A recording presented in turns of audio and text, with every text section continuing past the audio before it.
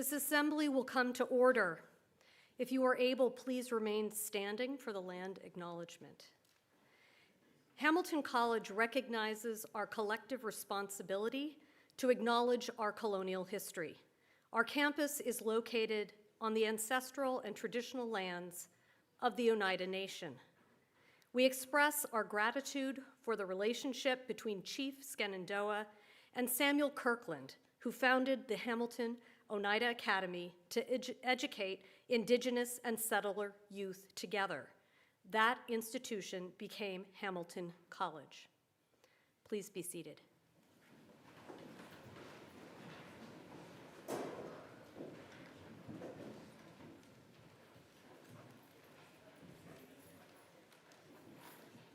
It is now my honor to introduce the 20th president of Hamilton College, David Whitman.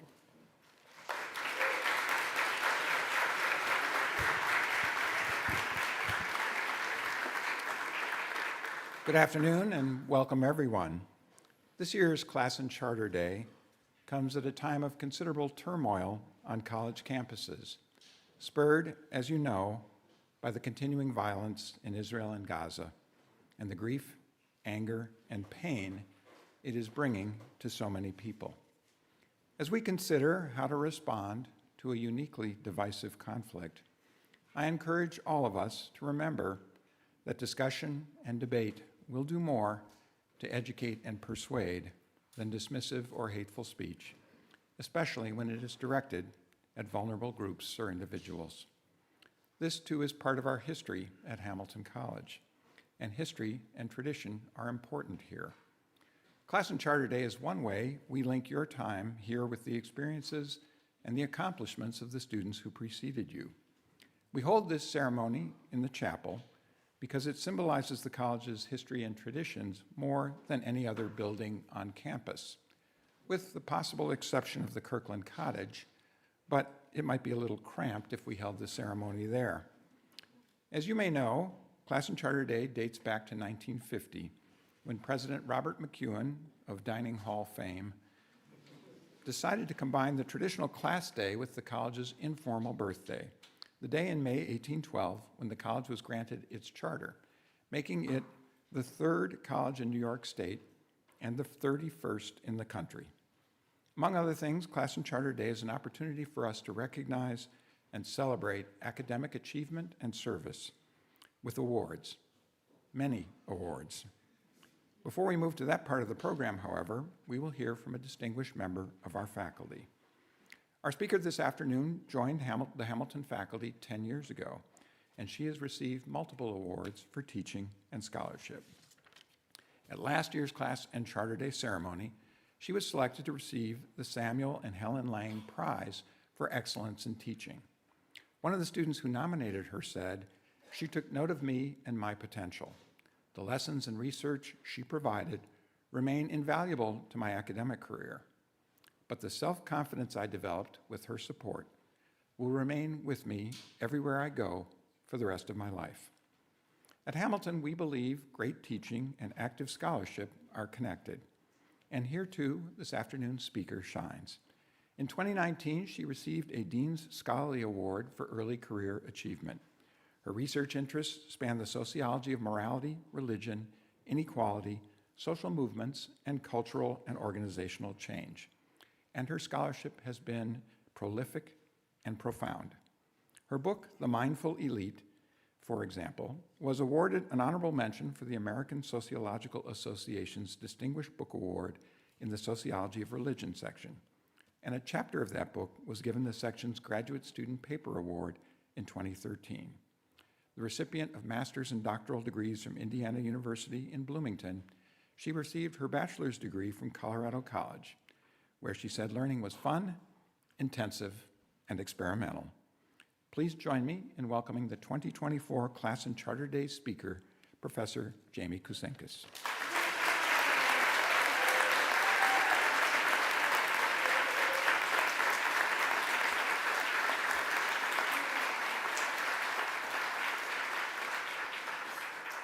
Good afternoon. Let me try that one more time. Good afternoon. Congratulations on finishing your last classes at Hamilton College ever.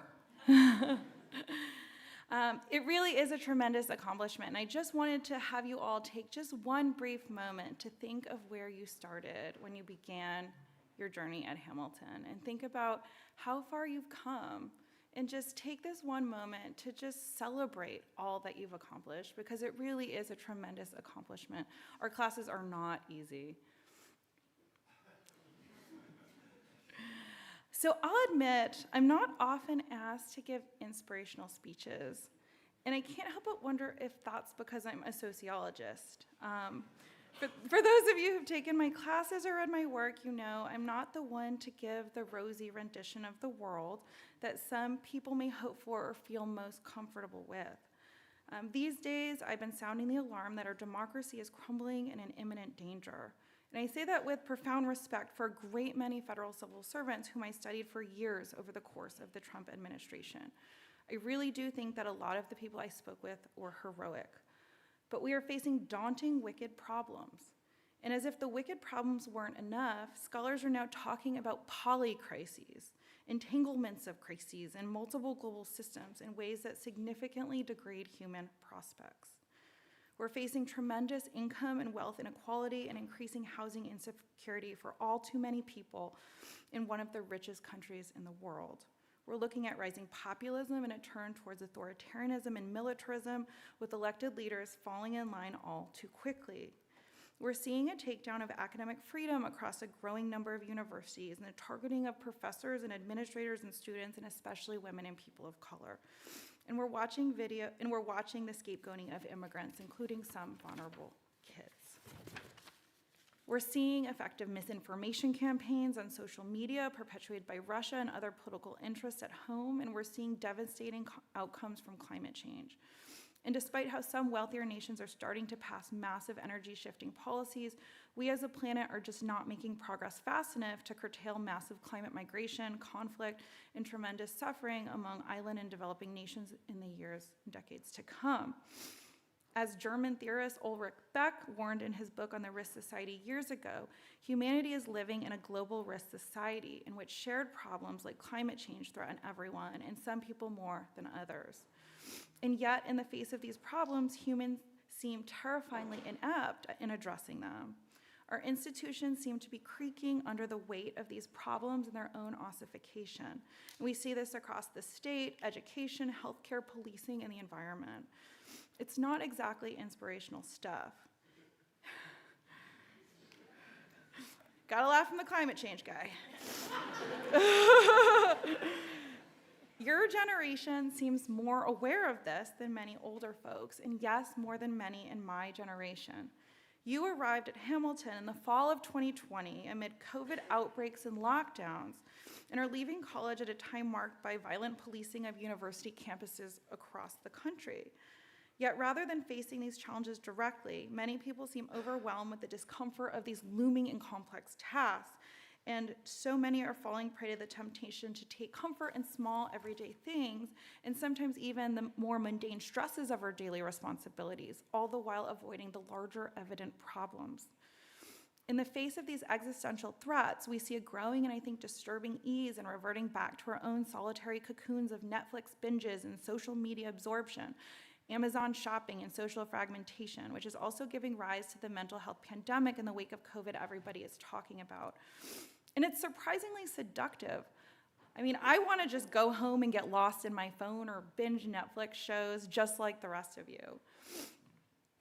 Another common reaction many students have upon learning sociology and the extent of these larger social issues is, what can I do? How can I be part of the solution, not the problem? And these questions are very familiar to me, as I remember asking them and see my own impulses to respond the same way. These responses are deeply seated in the Western, increasingly individualistic culture we swim in the United States, and also in higher education. But the answer lies not in what you can do alone, but in what we can do together with like-minded others committed to shared values and goals. This is the time that relationships matter more than your grades. but you have to know how to use them, and you have to know how to use them as more than a force for networking for your careers. You need to use them to work together to imagine new futures and work on addressing the daunting collective problems that we face. And the real work of democracy, of collective imagining, and of creating new societies is often slow and can be boring and tedious. It can also be energizing and inspiring and fun. Your education at Hamilton prepares you to think big and take on these challenges. And I know that because I'm also a liberal arts kid. And after a few years away exploring other education systems through the Peace Corps, through teaching TEFL in China, and as a grad student, I returned to be a liberal arts professor to commit the rest of my life to the liberal arts for a good reason. A life of the liberal arts is a commitment to perpetual inquiry, a commitment to a life of learning, a commitment to digging deep and over and over and over again, trying to align our behavior with our values, a Herculean and never-ending task, to be sure. Surrounding ourselves with similarly committed others helps keep us honest and accountable and committed to the perpetual quest to better understand, and as we do, to do better in our actions for the good of more people. And I'll be honest, I didn't even know what the liberal arts was when I showed up to Colorado College in 2001, like some of you who arrived at Hamilton College 4 years ago. Although some things did seem pretty different back then, I didn't even have a cell phone. We didn't have to put our shoes in baggies before 9/11 when we were traveling, or put our liquids in a bag. So things were different, and they didn't seem quite so heavy. And honestly, I went to Colorado College to party and to ski and to climb 14ers. I went there for the adventure of my life, having grown up in what I thought was boring Connecticut. It's a little familiar to some of you, maybe. But I also went there because during my visit, before the party, I attended a fascinating and thought-provoking debate by the school's quite impressive debate team. And I was intrigued by the prospect of taking classes one at a time and learning about a new topic every month on the block plan.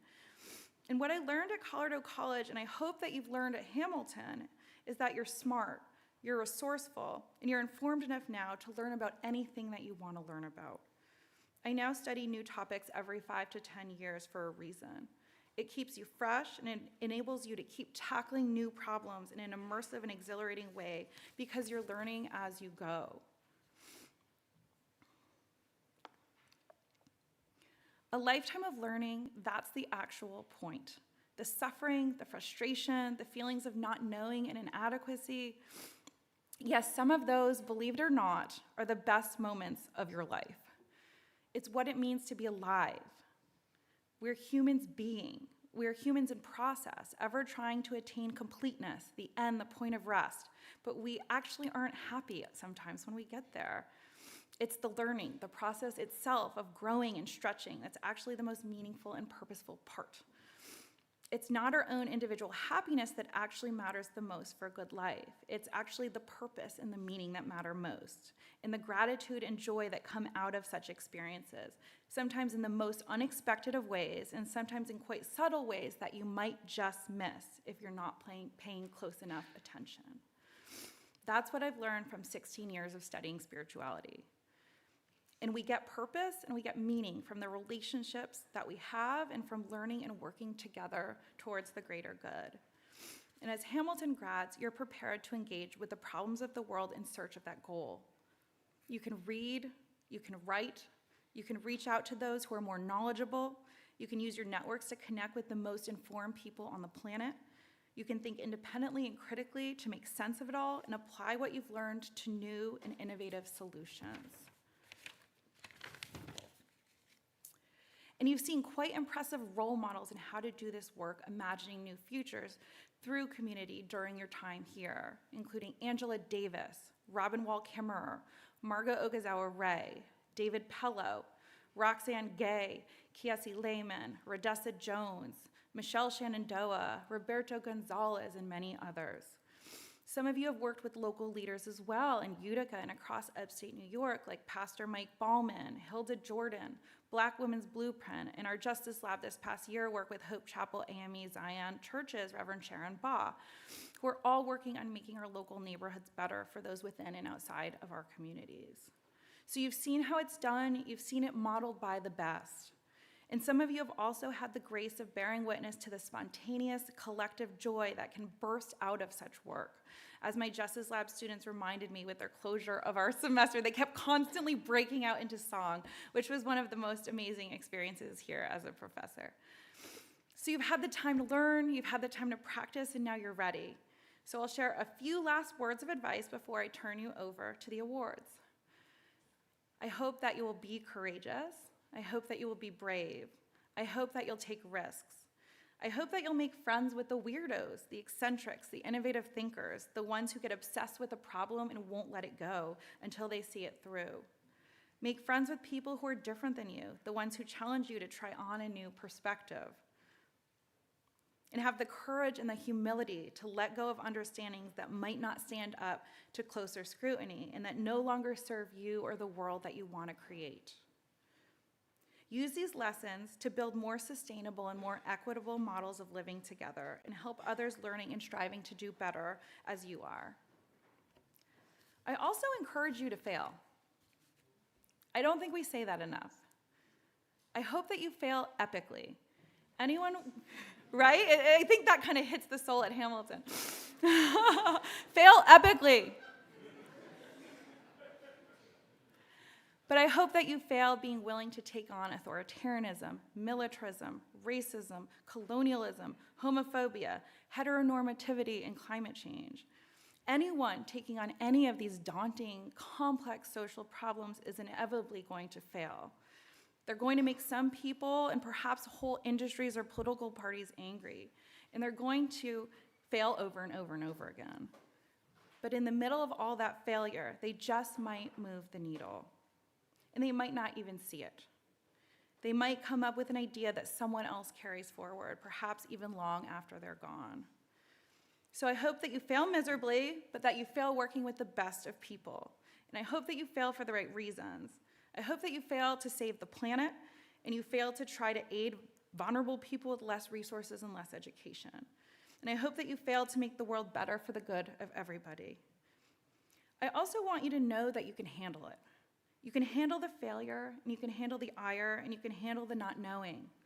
As you're falling down that rabbit hole, grabbing at possible solutions, hopefully with your friends and those you trust as you're falling and building the net to catch your generation and those that come after you. You can handle it. Because you are a Hamilton graduate. So I'll leave you with words of wisdom that I first heard from my dad, but seemed to originate from John A. Shedd. A ship in a harbor is safe, but that's not what ships are built for. Good luck and congratulations.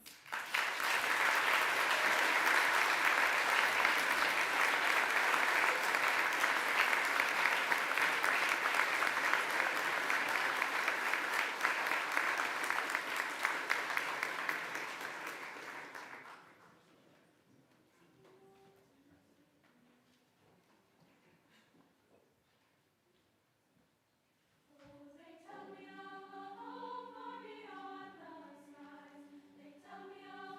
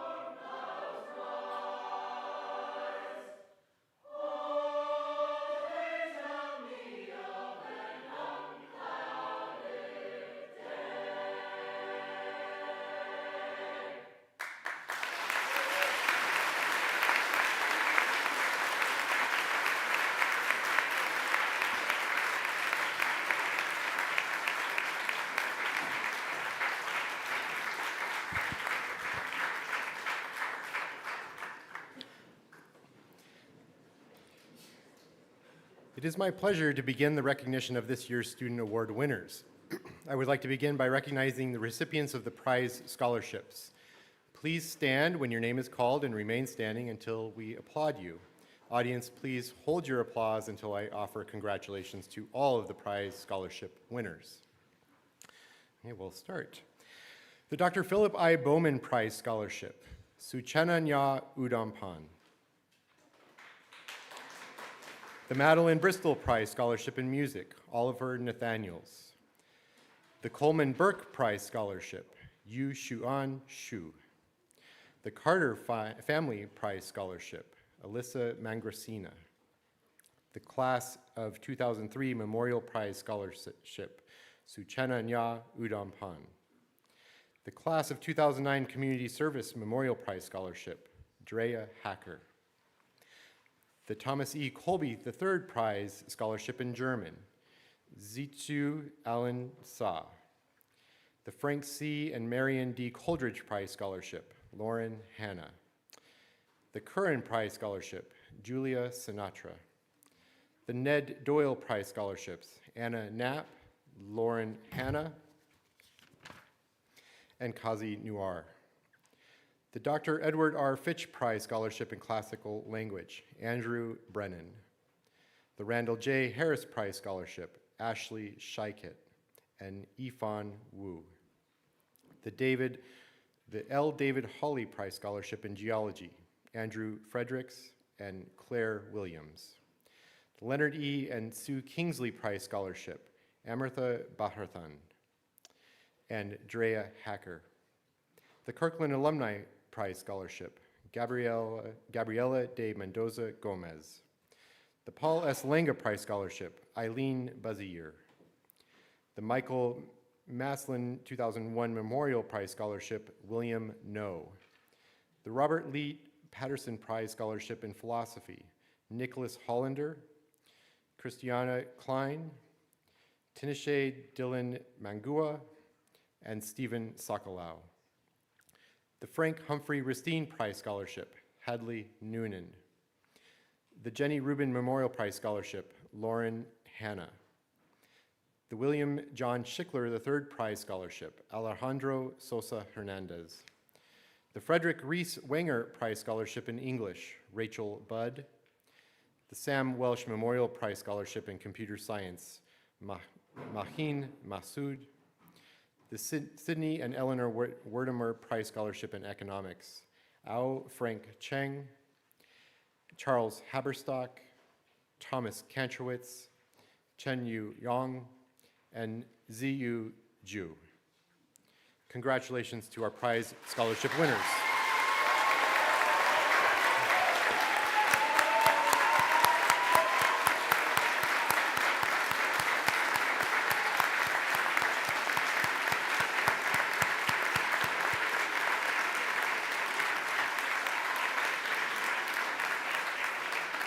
You may be seated.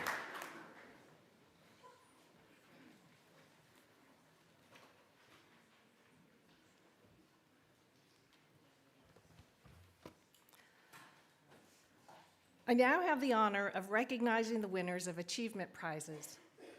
Like our last group, please stand when your name is called and remain standing until we announce all of the achievement prize winners. Audience, please hold your applause until I offer congratulations to all the prize winners. The American Chemical Society Awards, John Frank and Jorge Perez Vasquez. The Babcock Prize in Philosophy and Pedagogy, Gabriela de Mendoza Gomez and Catherine Schmidt. The Edwin Barrett Prize, Eric Seeley. The James L. Bennett Prize, Delbert Gonzalez. The Emily and Alfred Bond Prize in Studio Art, Celia Dorsey and Rachel Luxton. The Harold C. Bond Prize in Anthropology, Grace Goldberg and Megan Magaro. The Frederick Edmund Alexis Bush Award, Lilister DeVries. The G. Harvey Cameron Memorial Prize, Mohammed Khan. The Coop Service Prizes, Amanda Clifford, Christian Hernandez Barragan, Mary Herner, Anusha Karki, Catherine Rockford, and Pew Pew Wynn. The Nelson Clark Dale Jr. Prize in Music, Ryan Hayes. The Darling Prize in American History, Elizabeth G. and Sumiko Newman. The Donald J. Denny Prize in Physical Chemistry, Ian Vogelsang. The Arthur O. Eve Prize, Johanna Flores and Jason Jung. The Michael T. Genko Prize in Photography, Alia McDonald and Anna Petrova.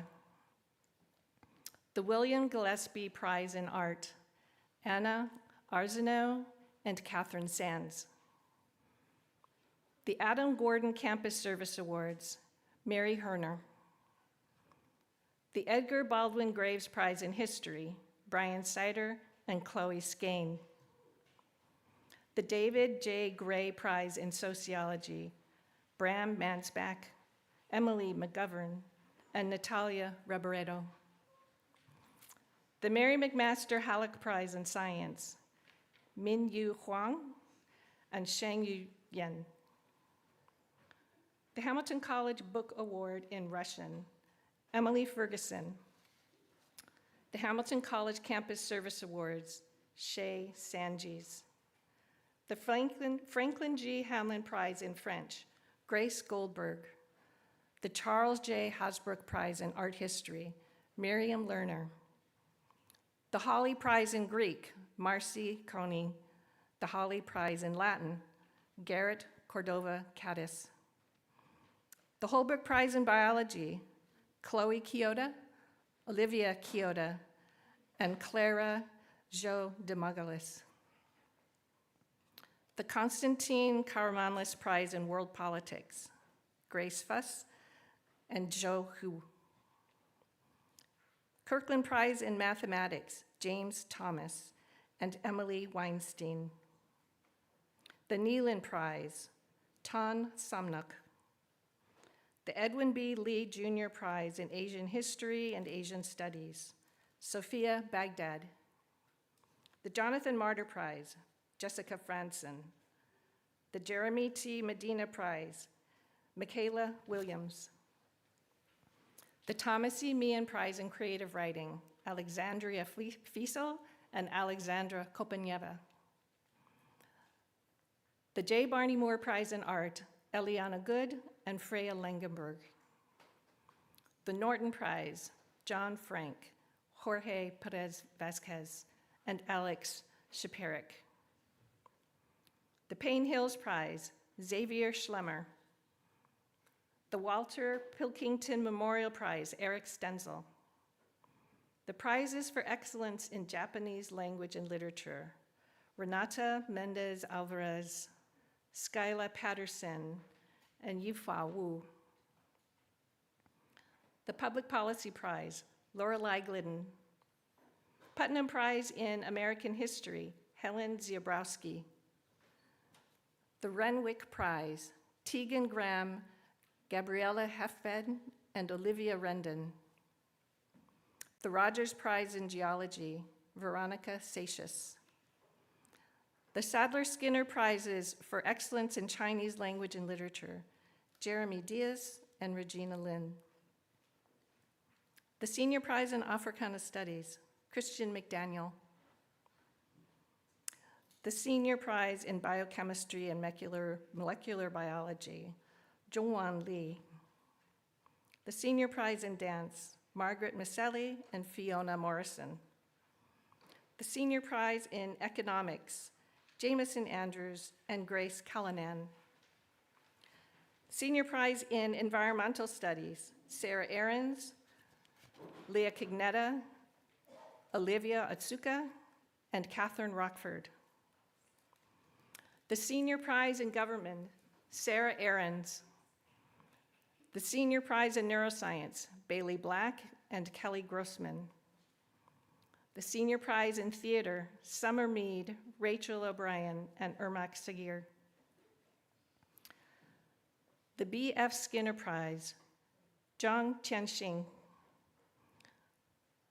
The H. Samuel Slater Prize in Romance Languages, Taylor Harris, Isabella Lindsay, and Holly Morales. The Southwark Prize in Physics, Claire Nelly. The Squires Prize in Philosophy, Oliver Stevens and Zhong Tianxing. The Theater Department Book Prize in Playwriting, Margaret Marks. The Underwood Prize in Chemistry, William Prophy. The John Lovell Waters Prize, John Miles and Sophie Thompson.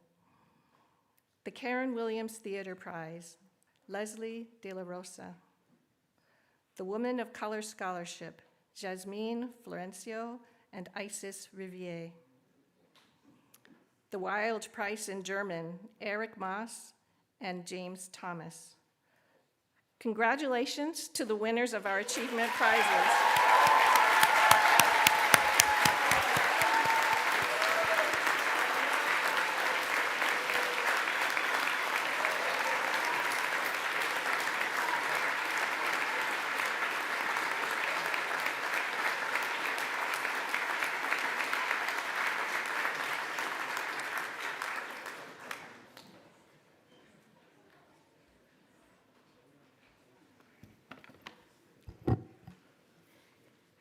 As with the other prizes, please stand when I call your name and remain standing until I invite congratulations. Earlier this semester, the following students competed for these public speaking prizes. I am pleased to recognize the winners. The Clark Prize, Elizabeth Harai. The McKinney Speaking Prizes, Nana Hairumyan and Amaris Martins and Emma Riley. The Warren E. Wright Prize in Public Speaking, Eric Moss. Now I'd like to acknowledge our Writing Prize recipients, the Dean Alfange Essay Prizes, Lorenzo Battaglia and Maria Mercado Rengel. The Adam Gordon Poetry Prize for first-year students, Annika Aman. The Doris M. and Ralph E. Hansman Poetry Prize, Gabriela de Mendonça Gomez. The Wallace Bradley Johnson Prize, Rosalind Pineda. The Kellogg Essay Prizes, Rachel Budd, Morgan Hodorowski, and Sylvia Woodbury. The Kirkland Endowment Essay Prize in Interdisciplinary Studies, Bailey Black. The Raphael Lemkin Essay Prize, Teneshe Dylan Mangua.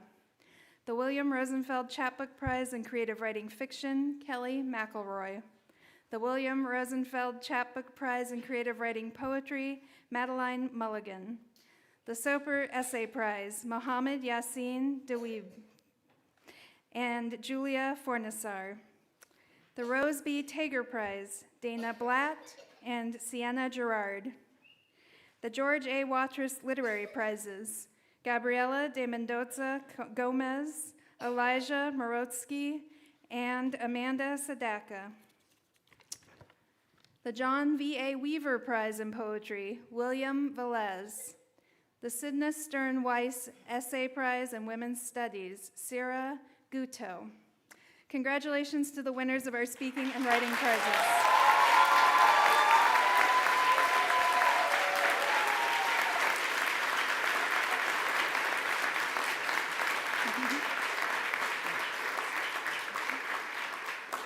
We will now recognize the fellowship and scholarship winners. The Bristol Fellowship, Ann Kennedy and Louis Lopez. If you're here, please stand as the others. The Davis United World Scholars Program, Kon Yu Chen, Nana Hairumyan, and Ahana Mahapatra. The Fulbright Grants for Graduate Study, Research, and Teaching Abroad, Gwyneth Child, Gabriela de Mendoza Gomez, Eliana Good, Eric Moss, and Jessica Parsons. The Gilman International Scholarship, Lara Barrera, Nicole Conlog, Miranda Gregory, Kelvin Nunez, Christina Stoll, and Mimosa Van. Projects for Peace, Nana Hairumyan. The Udall Scholarship, Claire Robinson. The Thomas J. Watson Fellowship, Anusha Karki. The Judge John Wells Fellowship, Maria Mercado Rengel. Congratulations to our fellowship and scholarship recipients.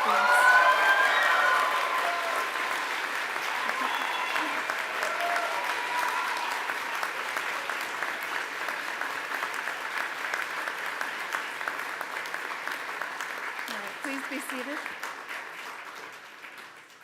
I would now like to recognize the new members of Pentagon. Anya Cleary, you can stand up too. Natalie Gutterman, Ana Apamipo Obolonle, Alyssa Samuels, and Seth Tobin.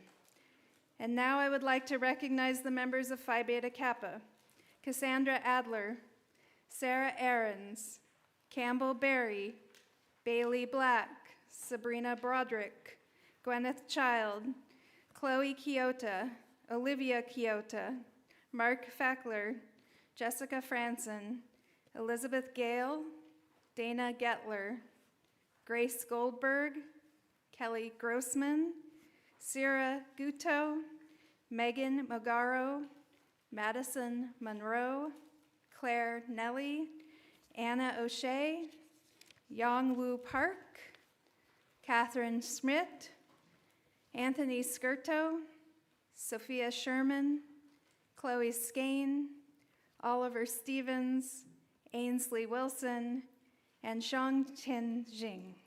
Congratulations to our Honor Society inductees.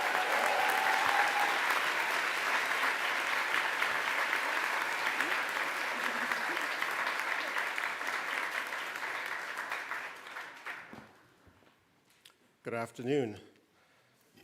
In my capacity as Vice President for Academic Affairs, Dean of Faculty, and Professor of Government, it is my pleasure to award our 2 special prizes to students, to acknowledge 4 faculty colleagues who received teaching awards this year, and to offer 1 additional recognition.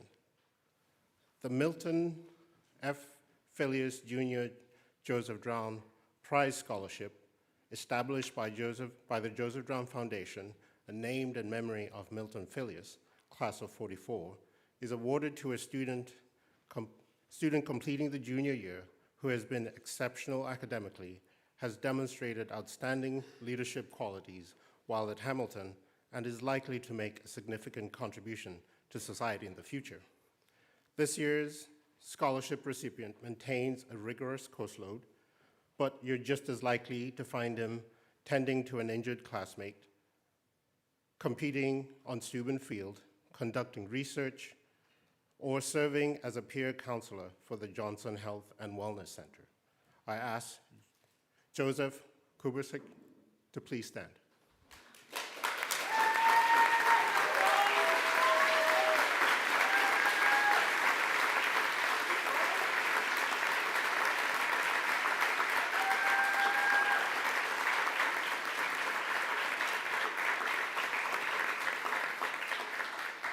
Joe is a biochemistry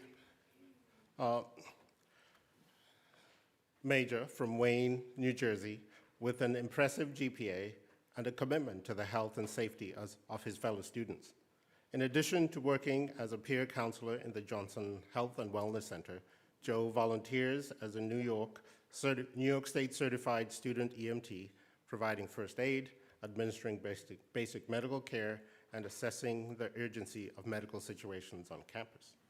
Last summer, he participated as a researcher with Associate Professor of Chemistry Max Majerick and a colleague at the Masonic Medical Research Institute to pioneer safer and more sustainable methods for creating therapeutic proteins that could revolutionize the way life-threatening diseases are detected. He has already been accepted to the University of Rochester School of Medicine and Dentistry through its Early Assurance Program. An offensive lineman for the Continental football team, Joe has been elected multiple times by his teammates to be their advocate on the team's Players Council. He also serves on the Student Athlete Advisory Committee and the Athletes of Color Initiative. Please join me in congratulating this year's recipient of the Milton Phileas Junior Prize, Joseph Kubersik.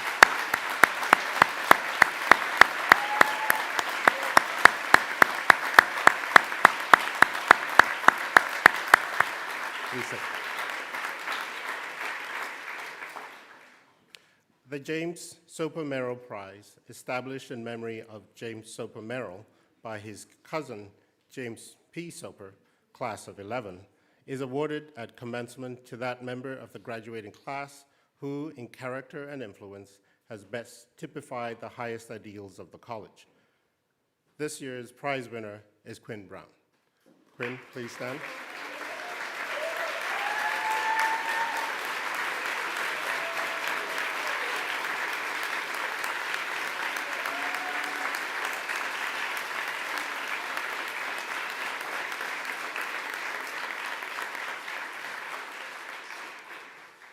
Quinn's faculty advisor has been teaching at Hamilton for 25 years and is not known for hyperbole.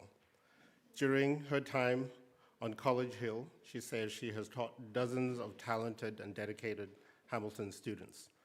None, however, in character and influence, has best typified the highest ideals of the college than Quinn Brown. Quote, in her nomination, she described a gifted and dedicated student of history who brought focus and an inquisitive mind to his studies and an empathy for his classmates. He is, as she said, an exemplary community member who is generous to those around him, tenacious in pursuit of his goals, and he always puts in the hard work for which there is no substitute. Put more concisely, she wrote, Quinn Brown, in my estimation, is the finest human I've ever had the privilege to teach.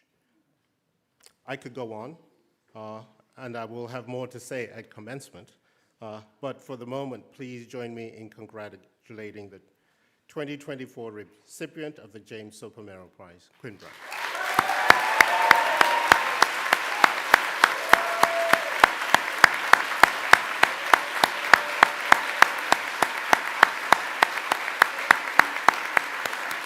Please be seated.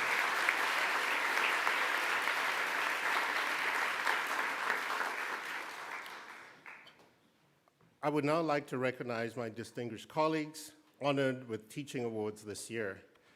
The first was awarded by the Student Government Alliance, and the others I announced at last week's faculty meeting. If you are present, please stand when your name is called and remain standing until we applaud you all together. This year's winner of the SGA awarded Sydney Watermer Award is Erin Strong, Assistant and soon-to-be Associate Professor of Environmental Studies. The John R. Hatch Class of 25 Excellence in Teaching Award goes to Kelly Fay, Assistant Professor of Psychology. The winner of the Class of 63 Excellence in Teaching Award is Chen Yu Wang, Assistant Professor of Anthropology. And Justin Clark, Associate Professor of Philosophy, is recognized with the Samuel and Helen Lang Prize for Excellence in Teaching. Congratulations.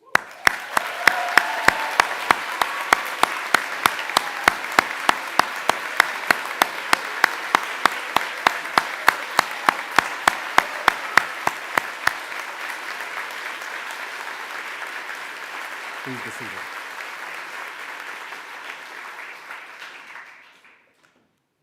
On this day, when our campus community gathers to recognize the achievements of its students and faculty, I believe it's also appropriate to acknowledge the contributions of the person who makes many of these achievements possible. Throughout his 8-year tenure, which spanned, among other events and intrusions, the nationwide protests in the aftermath of George Floyd's murder, a global pandemic, deepening polarization in our society, an ever-worsening public attitude towards higher education, and, of course, now, the conflict between Israel and Hamas. David Whitman has purposefully and sensitively navigated these challenges while, at the same time, making Hamilton a stronger, better known, and more welcoming academic community. As president, David normally has his finger on the pulse of everything happening on campus. Well, almost. He did not know I was going to offer this short tribute. If he knew, he would have objected vigorously at any attempt to turn the attention on him. Ever the humble Midwesterner, For David, the focus should always be on the work of our students and faculty.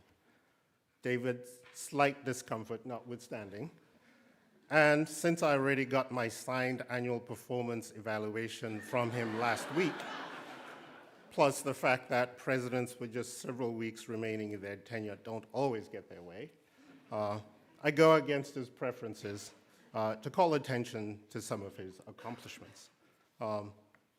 I've only overlapped with David for 2 years, and I will note that he did not let on at all to a retirement during my interview with him. In any event, over the past 2 years, in our weekly individual meetings, and when we gathered around the senior staff table, I've witnessed time and time again his fidelity to the best learning environment for students, his unfailing support for the work of faculty in our classrooms, labs, and studios, and for their scholarship, and his genuine care for and concern for all members of this community. He's especially interested in making certain that Hamilton is welcoming and an inclusive community, including to those who express ideas and opinions that may be different from others. That commitment led to the creation of Common Ground.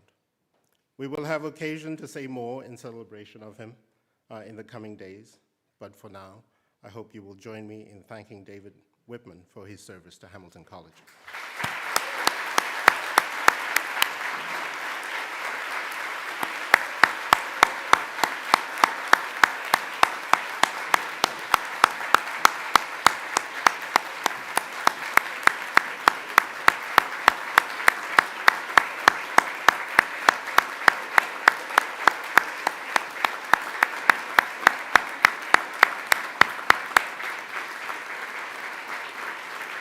Thank you. If you will remain standing as the choir sings Charisma. Thank you.